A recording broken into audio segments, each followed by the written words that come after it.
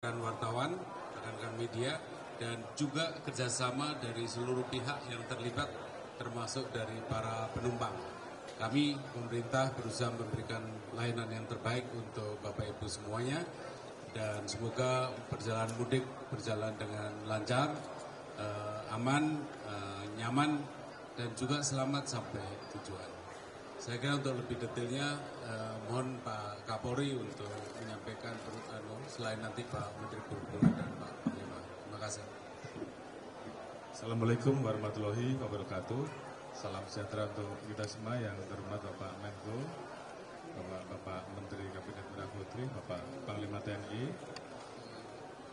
Dirut ASDP, dan juga Forkominda, Banten, dan Lampung, serta teman-teman media.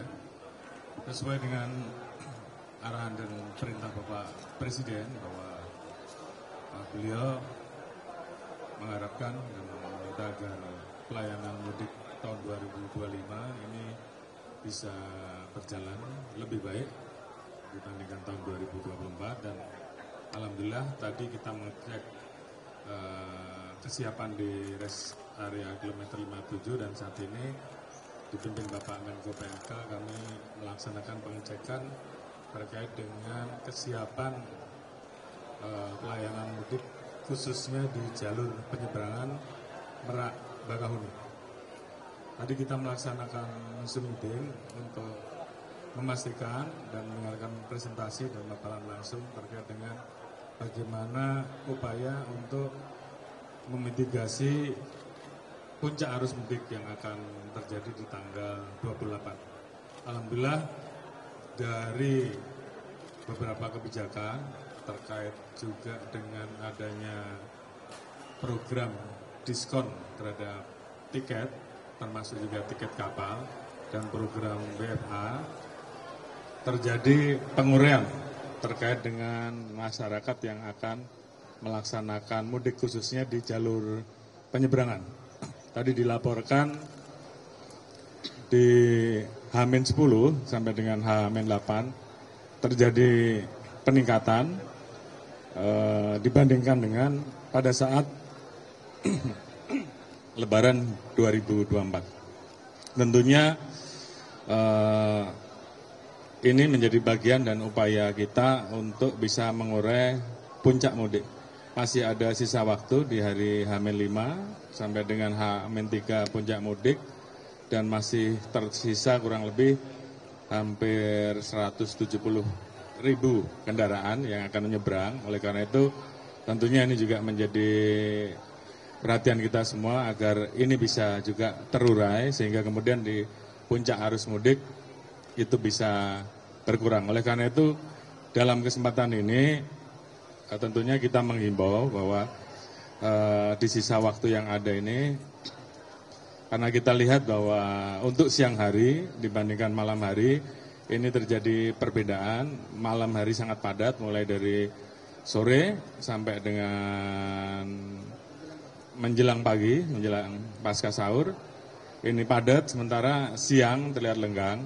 Oleh karena itu kami tentunya mengharapkan agar siang hari waktu yang ada ini betul-betul bisa dimanfaatkan dan digunakan, karena masih ada 170.000 kendaraan yang akan menyeberang, masyarakat yang akan menyeberang.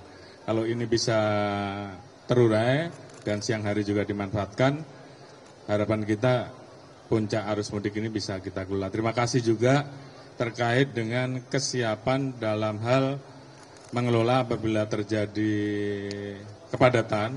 Tadi disiapkan beberapa buffer zone yang ada di jalan tol maupun yang ada di dekat area dermaga. Kemudian juga telah diatur di gerbang tol Cilegon Timur untuk mengatur kendaraan roda 4, kendaraan truk yang akan masuk, dan kendaraan roda 2. Ini sudah diatur dari awal sehingga kemudian ini tidak terjadi kredit. Oleh karena itu kita juga menghimbau agar ini diumumkan di jalur-jalur rest area sebelumnya ataupun di jalur-jalur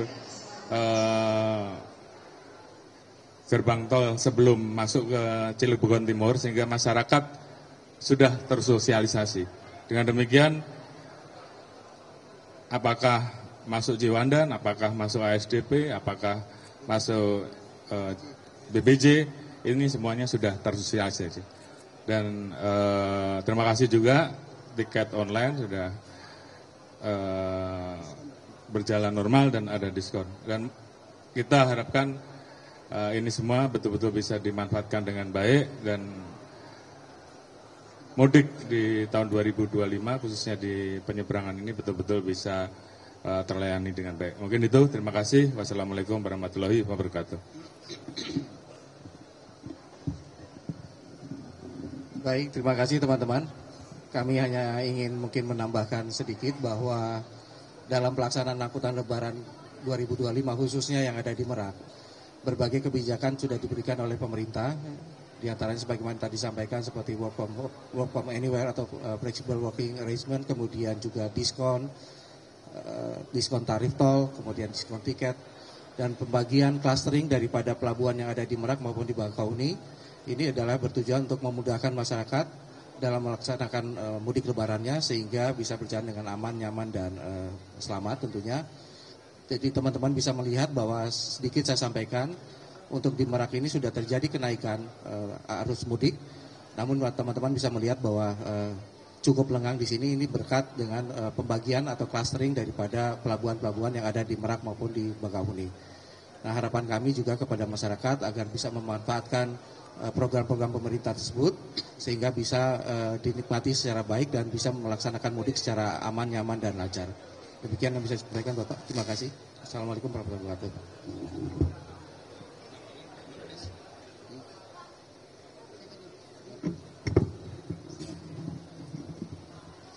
Teman-teman, sebagai Menteri Kesehatan, saya inginnya teman-teman kalau sudah mudik sehat, pas sholat id sama lebaran.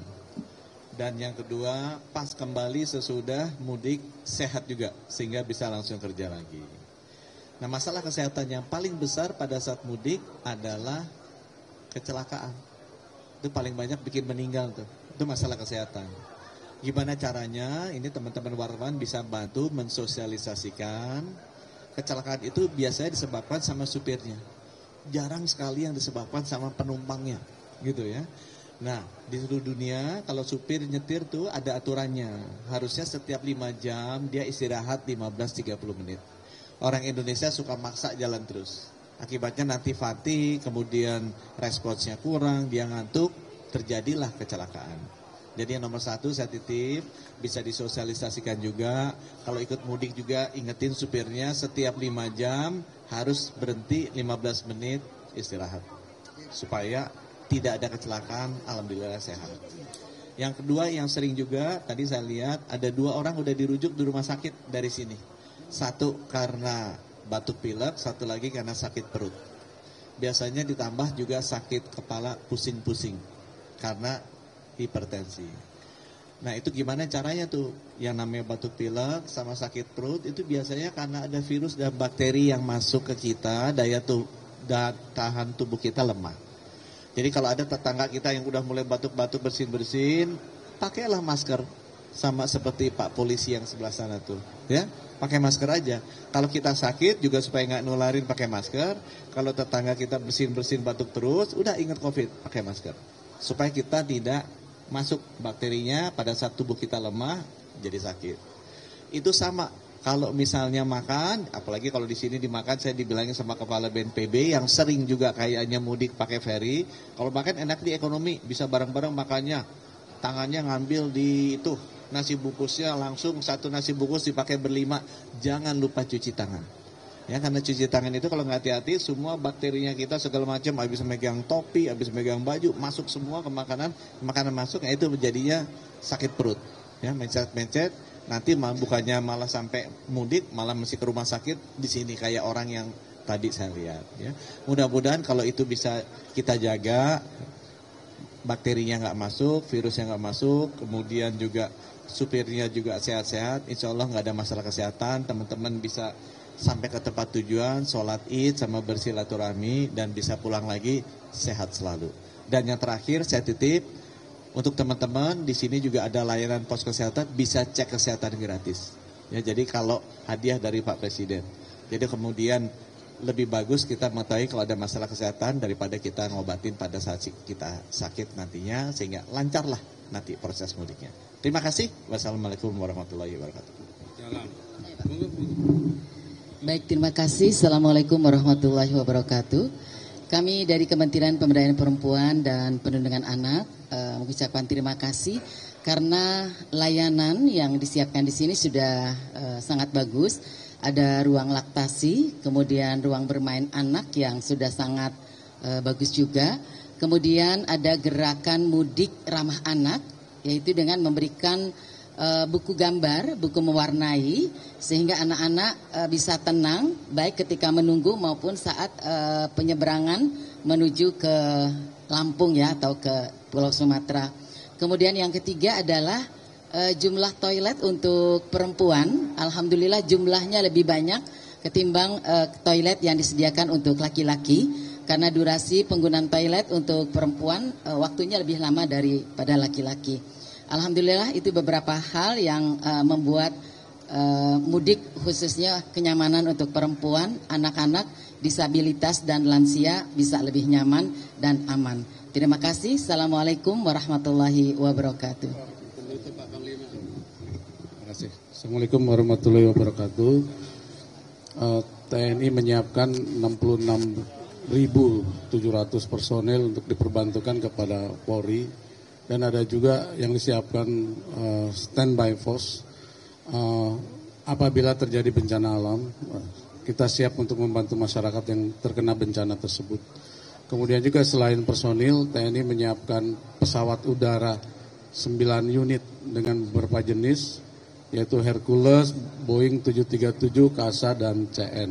Kemudian juga kita siapkan 14 helikopter dan beberapa kendaraan seperti ambulan, mobil derek, pemadam kebakaran, sehingga kita meyakinkan bahwa masyarakat yang mudik aman, tepat waktu menuju ke rumahnya masing-masing. Terima kasih. Terima kasih rekan-rekan media yang saya hormati. Untuk tidak ada tambahan, terima kasih. Selamat sama-sama kita selamat bekerja. Terima kasih.